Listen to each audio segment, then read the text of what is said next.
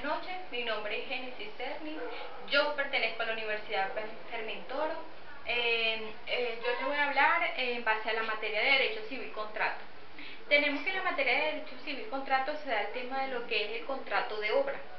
El contrato de obra es, vamos a definir lo que es un contrato primeramente. Un contrato como tal, en general, es un acuerdo entre dos personas donde se estipula cláusulas y elementos que son esenciales para el momento de comenzar algún acuerdo. Tenemos que tener en cuenta que un contrato de obra deriva del mismo contrato. Un contrato de obra es aquel que se realiza entre personas interesadas con la finalidad de que se lleve a cabo algún trabajo o algún proyecto. Es decir, tenemos que tener en cuenta que es importante resaltar también que el contrato de obra se encuentra estipulado en el artículo 1631, lo cual establece que el contrato de obra se lleva mediante un contrato mediante el cual una parte interesada una parte se compromete a la ejecución de un trabajo. Esta puede darse por su propia voluntad o puede darse bajo la dirección de otra persona. Para esto tenemos que tener en cuenta que cuando se da el contrato de obra se estima un precio o un cálculo que la otra parte está obligada a satisfacerla. Es decir, esta persona debe obligatoriamente pagar lo estimado, lo fijado, para que éste empiece a dar su inicio, para que pueda darse el proyecto o el trabajo. También tenemos que tener en cuenta que cuando se da el contrato de obra, puede darse también de manera el contrato de obra por carácter intelectual. Es decir, no solamente se da en la parte física que se realiza, sino también se puede dar en la parte de conocimiento, que viene siendo la parte de carácter intelectual. Los contratos de obra,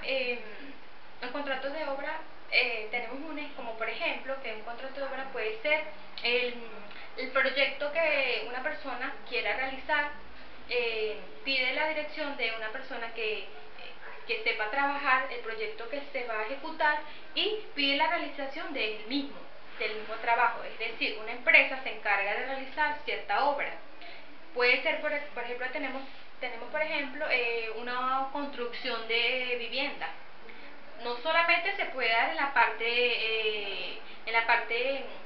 de inmuebles, sino también se puede dar en la parte de bienes o cosas inmuebles, que son aquellas que pueden ser trasladadas de un lugar a otro. Pues también tenemos que tener en cuenta que el contrato de obra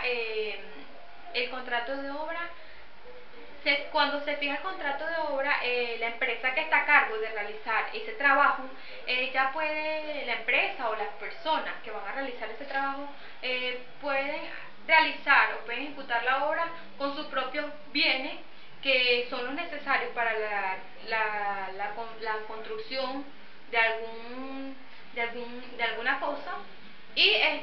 O también puede darse de que la persona pida un estimado, a lo mejor no tiene los elementos o los materiales básicos para el comienzo de esa obra o de ese trabajo. También puede darse de que se estime un precio a la persona que está interesada en que se ejecute ese trabajo y ella debe cancelar obligatoriamente para que comience la ejecución de ese proyecto, de esa obra o de esa realización de algún trabajo.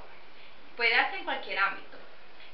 También tenemos en cuenta que el artículo 1645 establece que los contratos de obra, cuando se va a dar un contrato de obra a una parte a la contraparte, esta persona, cuando el contrato de obra va dirigido a una persona que es el propietario o a varias, él mismo se reserva el derecho